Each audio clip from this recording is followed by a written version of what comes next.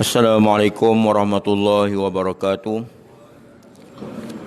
Ila hadratin Nabil Karim Mustafa Rasulillah sallallahu alaihi wasallam. Syai'ul Fatihah. A'udzu billahi minasyaitonir rajim. Bismillahirrahmanirrahim.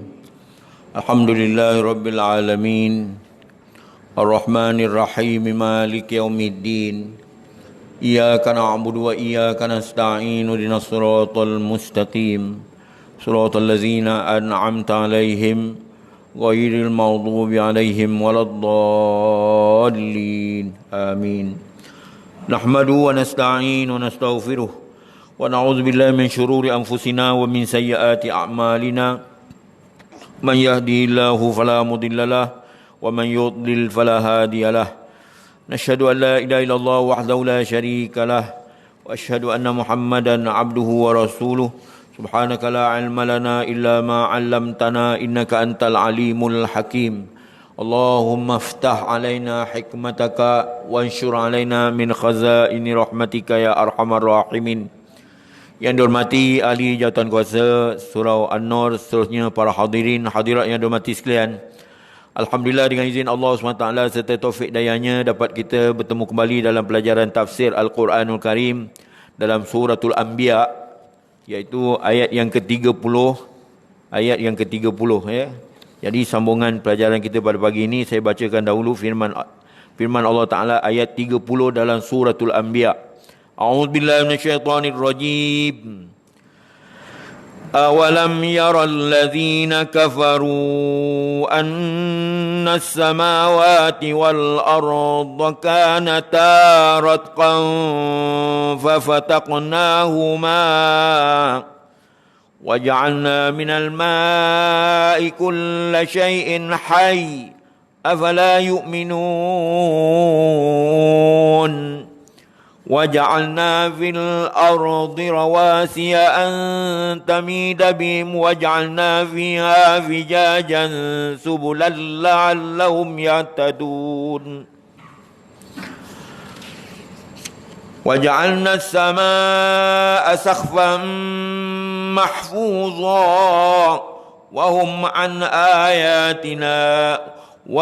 عن آياتها معرضون.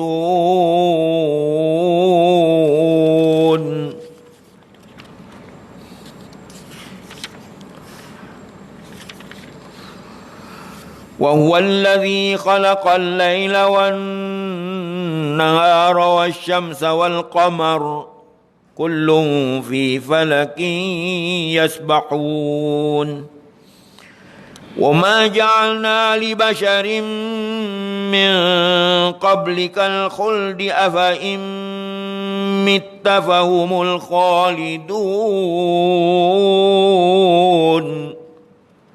كل نفس ذائقة الموت ونبلوكم بالشر والخير فتنة wa ilaina turja'un. Sadaqallahul azim. Hadirin hadirat yang dirahmati sekalian, ayat 30 Allah berfirman, adakah tidak orang-orang yang kufur, engkar, derhaka itu mengetahui bahawa langit dan bumi itu asalnya dahulu bercantum, lalu kami pisahkan antara keduanya, dan kami jadikan segala sesuatu yang hidup itu daripada air. Tiadakah mereka mempercayai? Maknanya di sini, setelah Allah menceritakan kata-kata orang musyrikin yang menyembah beberapa tuhan selain Allah, dan kata-kata orang-orang yang mengatakan Allah itu mengambil anak dari bangsa malaikat, seperti pelajaran yang lalu kita telah terangkan. Lalu mereka diminta oleh Allah Ta'ala supaya membuktikan kebenaran dakwaan mereka, dan diterangkan oleh Allah SWT bahawa mereka tak ada jalan untuk menegakkan bukti baik secara logik akal yang sihat maupun secara dalil-dalil yang lain. Sebab tiap-tiap rasul yang terdahulu didatangkan oleh Allah Ta'ala, mereka ini ditugaskan menerangkan tentang pokok seruan ataupun manhaj program para rasul itu ialah tak lain tak bukan supaya manusia jangan mensyirikkan Allah, bahkan hendaklah mengesahkan Allah Ta'ala, maka diikuti oleh Allah Ta'ala pula pada ayat yang kita terang pada pagi ini, untuk membuktikan keagungan kebesaran. Maka diikuti pula di sini dengan mencela, mengutuk, melaknat perbuatan orang-orang musyrikin tersebut kerana tidak mengambil contoh dan tauladan daripada tanda-tanda kebesaran dan keagungan Allah SWT yang kelihatan di alam nyata ini tentang keesaannya, keagungannya, kemuliaannya, dan hendaklah memikirkan bahawa tidaklah patut patung dan berhala disembah sedangkan Allah berkuasa. Tetapi patung tersebut tidak berkuasa dan tidak patut disembah kerana dia adalah benda-benda yang dibuat daripada batu dan kayu, iaitu benda-benda yang tidak dapat mendatangkan mudarat atau mendatangkan bahaya dan tidak pula dapat mendatangkan kemunafaatan dan faedah apa-apa. Ini penjelasan daripada ayat 30 ini. Maka di sini ada 6 macam. Ada 6 macam yang ditegakkan oleh Allah tentang kewujudan ataupun keesaan Allah yang Maha Esa itu lagi Maha Berkuasa. Kalau orang mahu menginsafi, menyedari, mahu memikirkan dan merenungkan secara mendalam, maka tidak ada jalan untuk mengingkari kebenaran dan menolak kenyataan. Tak ada jalan nak tolak, mesti menerima, mesti akur. Sami'na wa ata'na ghufranaka rabbana wa ilaikal masir. Kami dengar, kami taat, dan kepada Engkau lah kami kembali. Kemudian Allah mengingatkan dengan bertanya. Cara Allah Ta'ala menyedarkan umat manusia ini, dengan kedatangan Rasul, menerangkan caranya ialah yang pertama, Allah berfirman, أَوَلَمْ يَرَ الَّذِينَ كَفَرُوا أَنَّ السَّمَاوَاتِ وَالْأَرْضَ كَانَتَا رَتْقًا فَفَتَقْنَاهُمَا صَدَقَ اللَّهُ الْعَظِيمُ. Adakah tidak orang-orang yang kufur, engkar, derhaka itu mengetahui bahawa langit dan bumi itu asalnya dahulu bercantum, lalu kami pisahkan antara keduanya. Itu terjemahan daripada ayat 30 awal, ayat tadi. Jadi pertanyaan Allah yang serupa ini, kalau pada zaman kemajuan ilmu pengetahuan seperti sekarang ini, memanglah sudah terjawab sebenarnya, dan para sarjana ilmu falak ataupun ilmu astronomi telah mengakui kebenarannya.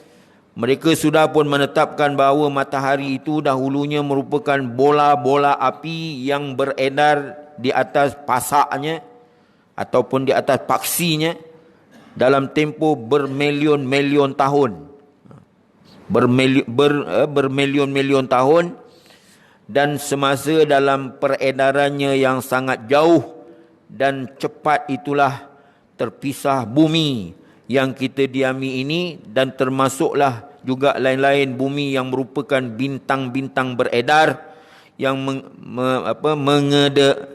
mengedari sekeliling khatul istiwa kepada matahari, garis pertengahan matahari, sehingga bintang-bintang tersebut semakin jauh dari matahari, dan sampai sekarang ini bumi kita terus berputar di atas paksi ataupun pasaknya sambil beredar mengelilingi matahari dengan suatu cara atau aturan yang tertentu, yang khusus, mengikut hukum penarikan graviti ataupun al-jazibiyah, tarikan bumi, tarikan graviti ini. Tetapi perkara yang serupa ini belumlah diketahui oleh orang Arab yang lain. Orang Arab yang lain umat yang sezaman dengan mereka, mereka itu orang Arab yang diturunkan Al-Quran ini, terus akan menjadi rahsia jikalau tidak disingkapkan oleh kenyataan Allah di dalam ayat ini. Maknanya di zaman penurunan ayat ini, ayat 30 ini, orang Arab masih lagi tidak dapat memahami sebenar perkembangan kejadian alam maya ini. Dalam hubungan ini, salah seorang pakar kaji bintang berkerakyatan Mesir yang bertugas mengendali teropong pengintip bintang-bintang di langit, iaitu Al-Ustaz Abdul Hamid As-Samahah, rahimahullah ta'ala, mengatakan bahawa pendapat atau teori yang baru mengenai bagaimana asal mulanya kelahiran bumi bersama adik-beradiknya dari jenis bintang-bintang yang beredar, itu merupakan gambaran tentang adanya sebuah bintang yang sangat besar mendekati matahari pada zaman yang lampau. Kerana dekatnya bintang itu menghampiri matahari menyebabkan beberapa bahagian matahari yang berketol-ketolan itu terpisah daripada matahari. Ketolan-ketolan yang tebal itu pun terpisah jauh di udara, yang sejuk menjadi beberapa ketolan yang lain yang berpisah-pisah pula. Maka tinggallah beberapa ketol yang berupa bumi dan adik-beradik bumi daripada bangsa bintang-bintang beredar. Semuanya beredar mengelilingi matahari mengikut sistem penarikan graviti matahari di peredaran dengan tidak berhenti-henti mengelilingi matahari tadi. Ketol-ketol terpisah itu pun padamlah cahayanya kerana menjadi terlampau kecil, tidak dapat memberikan cahaya seperti induknya, iaitu matahari sendiri. Adapun bintang-bintang beredar di antaranya ialah bumi kita ini tidak ada mempunyai cahaya. Bumi kita ni asalnya tak ada cahaya, Bahkan cahaya yang kelihatan daripada bumi itu adalah datangnya daripada matahari yang menyinari bumi tadi lalu melantun, yakni berbalik sehingga kita dapat melihat cahaya bulan itu yang sebenarnya adalah datangnya daripada cahaya matahari sebenarnya. Jadi bintang-bintang beredar di semuanya ada 9. Kalau boleh hafalkan nama bintang ini mengikut tertibnya, yang terdekat ialah kepada matahari ialah bintang Atarid, bintang Zuhrah, bintang, begitu juga bumi, Marikh, Mushtari, Zuhal, Aranos, Neptun, Pluto, dan termasuklah dalam kumpulan keluarga yang terbesar bilangannya daripada gugusan bintang yang kecil tadi. Yang kecil itu ialah yang terletak dalam peredaran bintang Marikh dan bintang Mushtari, yang beredar laksana sekawan burung. Di antaranya ada yang berekor dan ada yang berapi, ada yang kerap kita lihat pada waktu malam. Bintang-bintang berekor itu menjunam ke bumi dan terbakar kerana bergeser dengan kulit udara yang di sekelilingnya. Dan lain-lain benda yang kelihatan oleh kita pada malam hari menghiasi kolong langit. Kolong langit itulah juga daripada berjenis bintang-bintang yang dinamakan bintang-bintang tetap. Maka bintang-bintang tetap itu pula samalah juga seperti matahari yang mempunyai susunan seperti matahari kita. Maka maha suci Allah Subhanahu wa taala, pencipta maha agung itu. Subhanallazi, baik itu dalam Yasin kita baca, la syamsu tajri li mustaqarrin laha zalika taqdirul azizil alim wal qamara qaddarnahu manazila hatta adakal urjunil qadim. Itu ayat-ayat yang berkaitan dengan astronomi ataupun kaji bintang. Kemudian setelah berlalu beberapa zaman yang tidak diketahui entah berapa lama, bumi itu pun menjadi sejuk sehingga dapat ditumbuh oleh bermacam-macam tumbuh-tumbuhan, didiami oleh makhluk-makhluk yang bernyawa, akhirnya menjadi tempat tinggal manusia. Itu kisah peristiwa kejadian bumi ini. Tidak syak lagi pendapat yang begini belum diketahui oleh orang Arab pada masa itu, lain-lain umat sezaman dengan mereka. Orang Arab selain daripada keturunan Quraisy ni, dia belum maklum tentang perkara ini. Perkara ini terus menjadi rahsia sehinggalah kemudian tersingkap semenjak kurun yang ke-17 Masihi. Lalu diadakan percobaan-percobaan untuk mengetahui lebih lanjut lagi pada zaman yang ada sekarang ini. Nyatalah ini merupakan bukti yang sebenar betapa besarnya tentang apa yang dibawa oleh Nabi Muhammad SAW itu adalah perkara benar, dan wahyu yang diturunkan oleh Allah Ta'ala kepadanya adalah menjadi panduan kepada manusia dan menjadi rahmatan lil alamin, rahmat bagi seluruh alam. Jadi tuan-tuan, ya, kesimpulan daripada poin yang pertama ini tentang, ya, perkara yang pertama ini berkaitan dengan, ya, adakah tidak orang-orang yang kufur engkar itu mengetahui bahawa langit dan bumi asalnya dahulu bercantum lalu kami pisahkan antara kedua-duanya. Awalam yaral ladzina kafaru anna as-samawati wal ardh kanata ratqan fafataqnahuma. Sadaqallahul azim.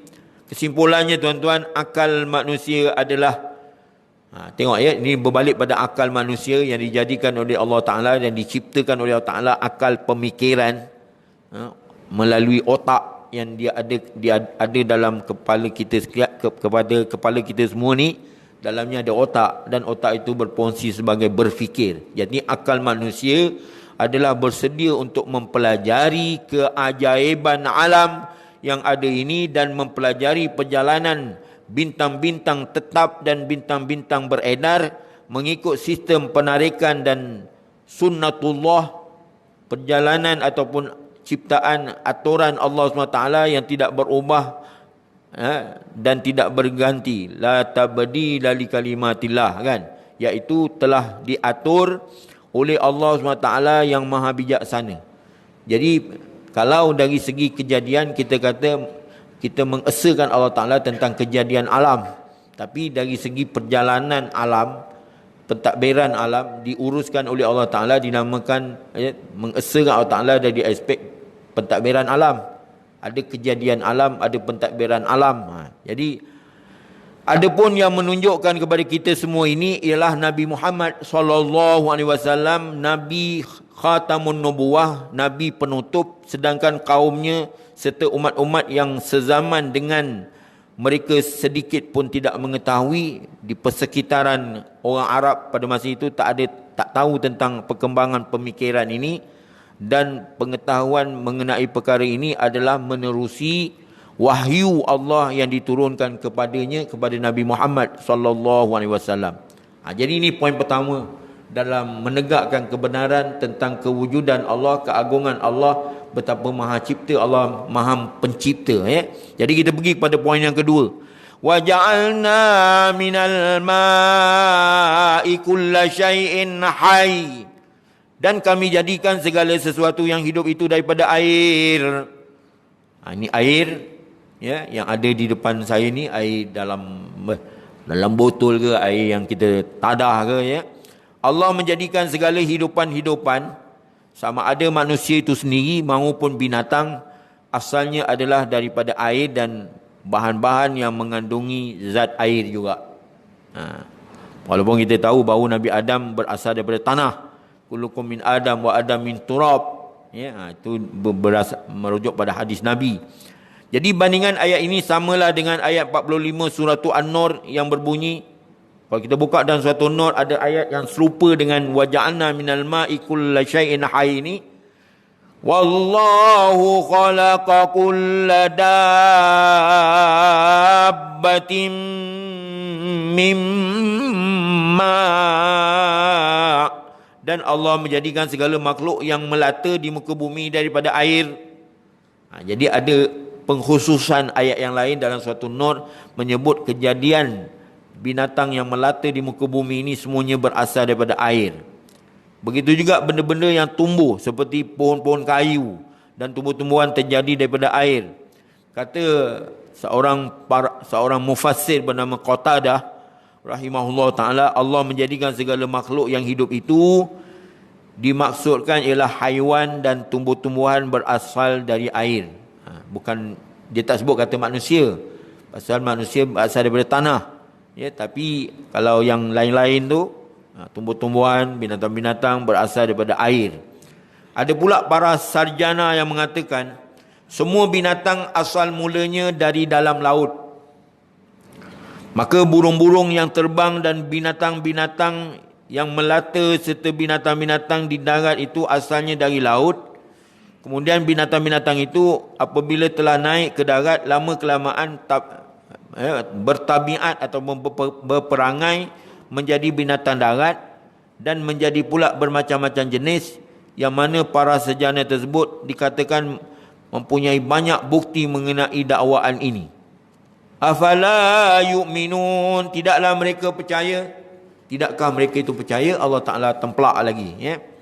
Mengapakah mereka tidak mengambil pengajaran daripada tanda-tanda dan bukti-bukti tersebut sehingga mereka tahu Tuhan yang menciptakannya lalu meninggalkan perbuatan syirik. Itu tujuan Allah mendedahkan, ya, mendedahkan kebijaksanaan Allah Ta'ala mencipta sesuatu supaya orang yang engkar derhaka itu kembali merujuk kepada kebesaran dan keagungan Allah serta mengagungkan Allah, bukan mengagungkan selain daripada Allah, menyebabkan terjebak ke dalam syirik. Wa ja'alna fil ardi rawasiya an tamida bihim wa ja'alna fiha fijajan subulan la'allahum yahtadun. Sadaqallahul azim. Ini duduknya dalam, ya, dalam ayat 31 dan surah Anbiya yang kita terangkan ini, ya. Dan kami jadikan di bumi beberapa gunung ganang yang tegak supaya mereka itu manusia duduk di atas muka bumi tidak bergoncang, dan kami jadikan di sana jalan-jalan raya untuk dilalui. Macam mana Allah tak sebut jalan raya dalam Quran bersebut, ya. Wa ja'alna fiha fijajan subulan. Jalan-jalan raya untuk dilalui. Mudah-mudahan mereka, ya, mereka dapat mendapat petunjuk ataupun mendapat panduan, ya, begitu. Pada ayat 31 Allah menyebutkan wa ja'alna fil ardi rawasiya an tamida bihim pula. Ini poin yang ketiga pula untuk membuktikan tentang keagungan dan kebesaran Allah SWT. Dan kami jadikan bumi beberapa gunung ganang yang tegak sebagai paksi supaya mereka tidak bergoncang. Allah menjadikan di atas muka bumi ini gunung ganang yang tercacak tegak supaya manusia mendiami bumi ini menjadi tetap, kukuh, tidak bergoyang dan tidak bergoncang. Mengikut ilmu pengetahuan zaman kemajuan ini, para sarjana telah menetapkan, para educated lah kita kata, ya, mereka menetapkan bahawa bumi ini dahulunya adalah api yang menyala-nyala. Bumi ini asalnya api yang menyala-nyala. Kemudian kulit bumi itu menjadi sejuk dan lama-kelamaan menjadi keras. Mereka menganggarkan bumi berkeadaan demikian di dalam evolusinya mengambil masa kira-kira 300 juta tahun. 300 juta tahun. Nak jadi bumi yang ada sekarang ni memakan masa sehingga 300 juta tahun. Benar tidaknya pendapat ini, kita dapat lihat adanya lahar. Benar ke tidak pandangan ini, kita akan dapati ada lahar, ya, atau lumpur panas yang dimuntahkan oleh gunung ganang berapi di beberapa daerah di permukaan bumi. Umpamanya yang termasyhur seperti yang berlaku pada tahun 1906 kepada gunung berapi, ya, Vesuvius di Itali, ya, yang telah membinasakan bandar Messina di pulau Sicily, ya, Sicily, sehingga negeri itu terbenam di dasar laut, di dasar bumi, sehingga negeri itu terbenam di dasar bumi, melenyapkan segala yang ada di sana sehingga tidak ada lagi yang tinggal. Begitu pula dengan yang berlaku dalam Gunung Krakatau di Selat Sunda yang telah meledak pada 26 hingga 28 Ogos 1883. Kita belum wujud lagi. Yang menyebabkan tanah lapang di Sumatera Selatan karam dipukul gelombang besar yang mengalun. Banyak kejadian letupan gunung ganang berapi seperti itu dari masa ke semasa. Yang mana kejadian gempa bumi ya, dan letupan gunung, maka gunung-gunung berapi tersebut seolah-olah mulut bumi tempatnya bernafas dan menganga ya, menganga mulut ya, untuk mengeluarkan api serta bahan-bahan cecair yang menjadi isi perut bumi. Nampak? Itu bukti dia ya. Dan benda-benda yang begini sentiasa menggelodak di dalam perut bumi dalam tempoh yang sangat lama. Kepanasan bumi asalnya itu ya, menggelodak dengan keadaan begitu lama. Kalaulah tidak kerana adanya kulit bumi yang tebal, nescaya akan bertaburanlah cecair yang berapi itu ke seluruh permukaan bumi. Sebagaimana keadaan yang mula-mula dahulu semasa bumi itu berpisah daripada matahari. Itu kajian yang dibuat.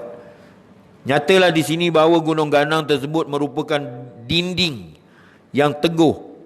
Ya, gunung ganang tadi sebagai paksi yang teguh untuk menahan keluarnya bahan berapi yang ada di dalam perut bumi. Kita ingat gunung ganang ni sebagai paksi saja, rupanya dia sebagai pendinding ya, untuk berdiri tegak ya, bumi tadi untuk menahan keluarnya bahan berapi yang ada dalam perut bumi.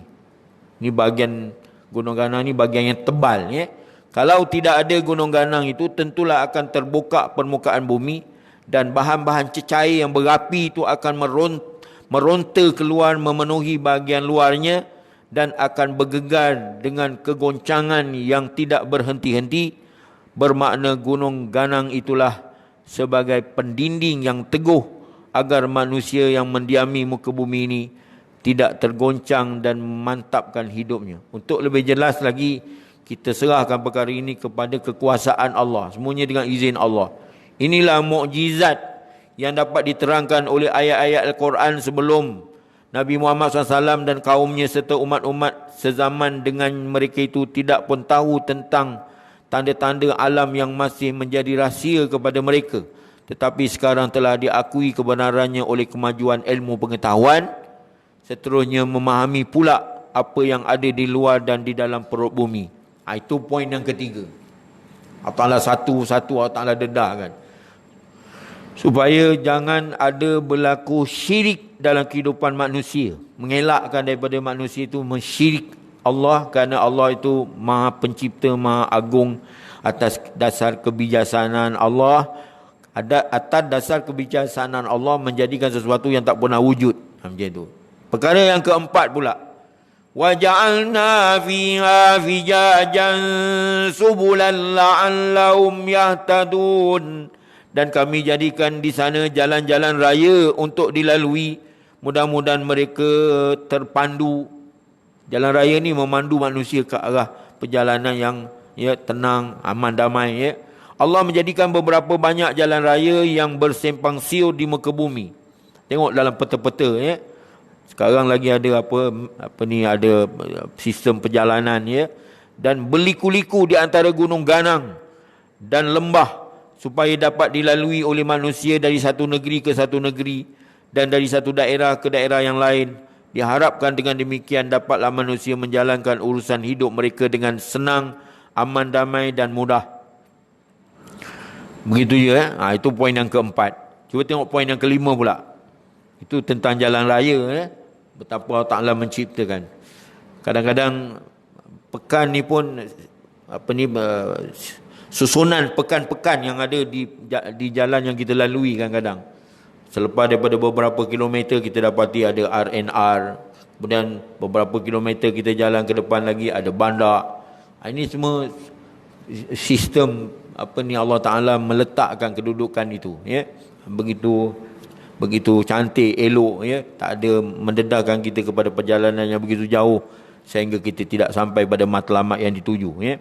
Begitu juga ayat yang 32. وَجَعَلْنَا السَّمَاءَ سَقْفًا مَحْفُوظًا وَهُمْ عَنْ آيَاتِنَا مُعْرِضُونَ. Dan kami jadikan langit itu sebagai atap yang terpelihara. Langit pula. Sedangkan mereka berpaling tadah daripada memikirkan tanda-tanda kebesaran dan keagungan Allah. Jadi waja'alna as-samaa'a saqfan mahfuzah itu, dan kami jadikan langit sebagai atap yang terpelihara. Allah telah menjadikan langit dengan bentuk yang sangat teratur, tuan-tuan. Ya, seolah-olah langit itu tetap dan terpelihara daripada kerosakan. Tak ada sompik, tak ada pecah, tak ada cacat celanya, ya. Dan daripada sebarang kekecohan tentang peraturan lalu lintas yang ada di cakrawala umpamanya sahaja matahari dan bintang-bintang yang beredar dan seterusnya, ya. Kita lihat bahawa begitu cantik tempat kedudukannya masing-masing, tidak berganjak, tidak pernah terjadi pelanggaran, aksiden di antara sekian ribu bintang beredar yang mengedari antara satu sama lain. Tidak pernah berlaku kekacauan antara bintang-bintang itu kerana masing-masing mempunyai kekuatan penarikan graviti masing-masing. Matahari, bulan dan bintang-bintang itu tarik-menarik antara satu sama lain dengan suatu kuasa yang memelihara peredaran masing-masing sehingga tidak terkeluar daripada garis lalu lintas yang diedarinya. Dia ada graviti dia sendiri, ya, macam pasang surut. Bumi ada ditarik oleh cahaya bulan dengan gravitinya, menyebabkan tidak ada berlaku pelanggaran. Kalaulah terjadi sedikit saja kekecohan dalam lalu lintas pada bintang-bintang itu dan tidak terpelihara peraturannya, nescaya binasalah perjalanan alam ini, tuan-tuan, ya. Bandingan ayat ini, bandingan ayat yang ke-32 ini dibandingkan dengan dalam surah Al-Hajj ayat 65. A'udzubillahi minasyaitonirrajim. Wa yumsikus samaa'a an taqa'a 'alal ardi illa biizni. Dan dialah Allah yang menahan benda-benda yang ada di angkasa jangan jatuh ke bumi kecuali dengan izin Allah. Ini ada ayat dalam suratul Hajj menyatakan kepada kita bahawa, ya, dan Allah yang menahan benda-benda angkasa ni jangan jatuh ke bumi kecuali dengan izin Allah. Allah menyatakan selanjutnya, wahum an ayatina mu'ridun, sedangkan mereka berpaling tadah daripada memikirkan tanda-tandanya, ya, tanda-tanda kebesaran Allah. Jadi orang musyrikin ni, penyembah patung berhala ataupun pahaman animisme, pahaman hantu setan ini, tidak mahu memikirkan tentang bukti dan menunjukkan keesaan Allah. Itu punca dia. Punca dia tak nak beriman. Itu dia punya punca dia, ya. Dan kebesaran kudrat serta pengetahuannya yang meliputi segala sesuatu. Patut dia kena fikir tu. Pasal dia dibagi akal pemikiran supaya dia memilih sesuatu yang dituntut oleh syarak, dituntut oleh agama, dituntut oleh Allah, dituntut oleh Rasul. Patut dia kembali kepada apa yang disuruh pilih. Sebab itu qada takdir pada tiga. Pertama, qada takdir yang kita tak dapat nak elakkan. Yang kedua, qada takdir yang datang kemudian. Ada satu lagi qada takdir yang kita disuruh pilih. Sebab itu kita dibagi akal pemikiran. Sebab itu kita dijadikan oleh Allah Ta'ala untuk beribadat. Boleh semayang, rokok, sujud. Kemudian dijadikan umat zaman silam yang derhaka itu dibinasakan oleh Allah Ta'ala sebagai pengajaran kepada kita. Sebab itu kita disuruh pilih yang Allah redha lah, gitu, ya. Wa huwallazi khalaqal laila wan nahara wasyamsa wal qamar kullun fi falakin yasbahun. Dan dialah Allah yang menciptakan malam dan siang pula. Allah satu-satu Allah Ta'ala sebut, ya. Maknanya Allah ni mencemburui makhluk ini di atas perkara syirik. Dia cemburu sangat. Sebab itu dia sebut satu persatu supaya manusia sedar, ya. Dan dialah Allah yang menciptakan malam dan siang. Bila datang malam, mana pergi siang. Bila datang siang, mana pergi malam. Macam itu, ya. Dan dialah Allah yang menciptakan malam dan siang. Allah yang menciptakan matahari dan bulan masing-masing beredar mengikut peredarannya, paksinya. Huraiannya, ini perkara yang keberapa ni? Perkara yang ke-6 dah ni, ya. Maknanya hujah Allah Ta'ala terhadap hambanya supaya jangan berlaku syirik. Perkara yang ke-6 dihujahkan. Allah menjadikan malam dan siang sebagai nikmat kepada manusia. Betul tak? Kalau kita asyik siang aja, asyik bekerja aja, bila nak tidur? Malam tak ada. Kalau dah malam gelap aja, nak kerja macam mana? Dah gelap. Patut malam untuk rehat. Jadi Allah menjadikan malam dan siang sebagai nikmat kepada manusia sekaligus menjadi bukti kebesaran dan kekuasaan Allah. Allah jadikan dua masa, malam dan siang, yakni malam dan siang, yang kedua-duanya masing-masing berlainan. Gunanya ialah untuk kepentingan hidup manusia. Kepentingan hidup manusia, umat Nabi Muhammad ni juga, baik dalam urusan dunia maupun urusan akhirat. Begitu pula menjadikan matahari dan bulan masing-masing beredar mengikut falak ataupun peredarannya, seperti halnya ikan yang berenang di dalam air. Macam itu perjalanan peredaran bulan dan matahari ini seperti ikan yang berenang di dalam air, macam itu. Wa ma ja'alna li basharin min qablikal khuld afa in mitta fahumul khalidun. Dan kami tidak menjadikan manusia itu sebelum engkau, wahai Muhammad, ya, untuk hidup kekal abadi selama-lamanya. Ini pula Allah Ta'ala ungkit balik. Dan kami tidak menjadikan manusia yang sebelum kamu.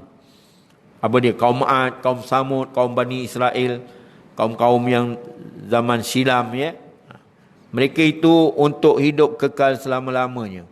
Tidak dikekalkan oleh Allah Ta'ala. Apakah kalau engkau diwafatkan, maka mereka akan tetap pula hidup kekal? Afa im mitta fahumul khalidun. Allah tanya, ya. Apakah kalau engkau diwafatkan, wahai Muhammad, maka mereka akan tetap pula hidup kekal di muka bumi ni? Maknanya setelah Allah menerangkan bukti atas kewujudan Allah sebagai pencipta yang maha berkuasa, lalu menyuruh manusia supaya melihat kepada tanda bukti tersebut, disusuli pula di sini. Maknanya ma alaqatu hazil ayat fi ma sabaq, apakah hubungan ayat 34, 33, 32 sebelum ini dengan ayat, ya, ayat yang kita terangkan ini. Setelah Allah menerangkan bukti atas wujudnya Allah sebagai pencipta yang maha berkuasa, lalu menyuruh manusia supaya melihat kepada tanda-tanda bukti tersebut, disusuli pula di sini, menerangkan oleh Allah Ta'ala bahawa dunia ini tidak dijadikan sebagai tempat tinggal kekal abadi. Tak ada. Janganlah kita kata kita menongkak langit kat muka bumi ini kekal abadi. Tak ada, ya. Malahan tidak ada sesiapa pun yang dapat hidup kekal abadi di dunia ini. Oleh itu Allah Ta'ala menyatakan, wa ma ja'alna li basharin min qablikal khuldi, dan kami tidaklah, wa ma ja'alna li basharin min qablikal khuld, dan kami tidaklah menjadikan manusia yang sebelum engkau itu untuk hidup kekal selama-lamanya. Jelasnya tidak seorang pun daripada manusia yang pernah hidup sebelum engkau, ya Muhammad, dikekal hidupnya sampai sekarang. Semuanya meninggal dunia, ya, semuanya tamat kehidupan mereka. Sudah tentu engkau pun tidak akan hidup kekal, wahai Muhammad. Bahkan engkau akan meninggal dunia seperti para rasul-rasul yang lain. Sebelum engkau wujud, wahai Muhammad, mereka semuanya telah pun meninggal dunia. Kaum ataupun nabi-nabi dan rasul zaman silam. Afa im mittafahumul khalidun. Apakah kalau engkau diwafatkan, Apakah kalau engkau wahai Muhammad engkau diwafatkan mereka pun akan tetap pula hidup kekal abadi? Ini Allah Ta'ala tempelak. Allah bertanya, adakah orang-orang yang mensyirikkan Allah itu akan hidup kekal di dunia ini selepas engkau wafat wahai Muhammad? Orang yang menyembah patung berhala itu akan kekal abadi? Boleh hidup ke terus menerus melongkat langit? Ya. Jawabnya tentu sekali tidak. Bahkan mereka akan mati, sama ada semasa engkau masih hidup pun mereka mati, atau sesudah mati setelah wafat pun mereka tidak akan kekal hidup di dunia ini. Mereka tetap mati juga. Kullu nafsin dha'iqatul maut. Ya. Adalah diriwayatkan oleh Sayyidatina Aisyah radhiyallahu anha, diceritakan oleh Sayyidatina Aisyah, katanya Abu Bakar As-Siddiq, ayahandanya Abu Bakar As-Siddiq datang kepada Nabi Muhammad SAW setelah baginda meninggal dunia. Abu Bakar datang kepada Nabi Muhammad SAW setelah baginda meninggal dunia. Lalu baginda dikucup serta berkata, maknanya dicium oleh Abu Bakar wajah Rasulullah SAW tadi, wahai Nabi, wahai kekasih, wahai orang pilihan. Kemudian dia pun membaca ayat ini. Wa ma ja'alna li basharin min qablikal khuld. Abu Bakar tadi baca ayat ni. Sebab itu di saat-saat para sahabat radhiyallahu anhum ajmain tercengang-cengang, terkebil-kebil dalam keadaan mati kutu, berfikir macam mana boleh Nabi wafat. Mereka tak terima hakikat kewafatan Nabi, sehingga Sayyidina Umar kata, kalau kamu mengatakan Nabi Muhammad wafat, aku akan bunuh, aku akan pancung. Tapi Sayyidina Abu Bakar ni satu orang yang tangisannya mengatasi bacaan yang ada di dalam semayang. Kalau dia semayang, menangisnya lebih banyak daripada membaca ayat Quran. Tak boleh dia nak baca Quran, dia menangis. Dalam pada itu, kecekalan hati Abu Bakar As-Siddiq mengatasi sahabat-sahabat yang lain. Ini diriwayatkan oleh Sayyidatina Aisyah radhiyallahu anha. Ya. Katanya Abu Bakar As-Siddiq tadi datang kepada jenazah Rasulullah SAW ketika Nabi telah wafat. Abu Bakar pergi kepada Nabi, mendengarkan Nabi dah wafat. Abu Bakar pun masuk dalam bilik Sayyidatina Aisyah. Lalu Abu Bakar pun menyingkap wajah Nabi, lalu diciumnya wajah Nabi. Abu Bakar ni cium wajah Nabi, ya. Tak kira di mana, di bahagian dahinya ke, ya. Seraya berkata, wahai Muhammad, wahai Nabi, wahai kekasih, wahai orang pilihan. Kemudian dia pun membaca ayat, wa ma ja'alna li basyarin min qablikal khuld. Maknanya, dan kami tidaklah menjadikan manusia yang sebelum engkau itu untuk hidup kekal selama-lamanya. Sebab itu bila dibacakan ayat ni, ya, wa ma Muhammadun illa rasulun qad khalat min qablihi rusul, tidak adalah Nabi Muhammad itu, ya, wa ma Muhammadun illa rasul, Nabi Muhammad itu melainkan dia rasul.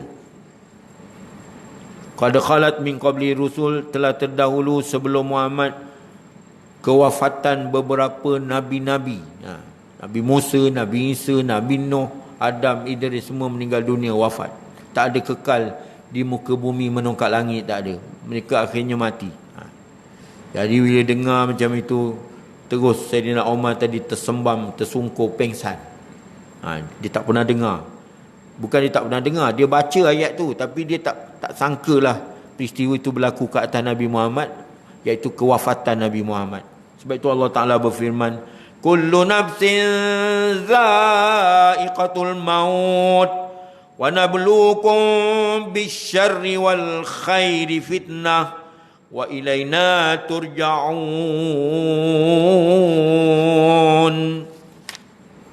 Tiap-tiap yang bernyawa pasti merasa mati, dan kami cubai kamu dengan yang buruk, dan kami cubai kamu dengan yang baik untuk menjadi ujian. Kita ni diduga Allah Ta'ala sama ada baik dan buruk sebagai ujian. dan kepada kami kamu akan dikembalikan. InsyaAllah pada pelajaran akan datang kita akan terangkan ayat ini, iaitu ayat yang ke-35 dalam suratul Anbiya.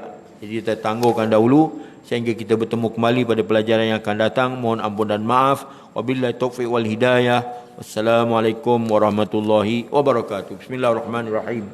Alhamdulillahirabbil alamin wassalatu wassalamu ala asyrafil anbiya'i wal mursalin wa ala alihi washabihi ajma'in. Allahumma anfa'na bima 'allamtana. Allahumma fiqna lima tuhibbu wa tarda waj'alna min ibadikas salihin. Allahumma a'inna ala zikrika wa syukrika wa husni ibadatik. Allahumma afina min kulli bala'i dunya wa azabil akhirah. وارفع عنا البلاء والوباء والبلاء والرياء والزنا والأهواء والفحشاء ما ظهر منها وما بطن عن بلدنا ذا خاصة عن بلدان المسلمين عما برحمتك يا أرحم الراحمين. اللهم إنا نعوذ بك من جهد البلاء ودرك الشقاء وسوء القضاء وشماتة الأعداء. اللهم إنا نعوذ بك من البرص والجنون والجذام ومن سائر الأسقام.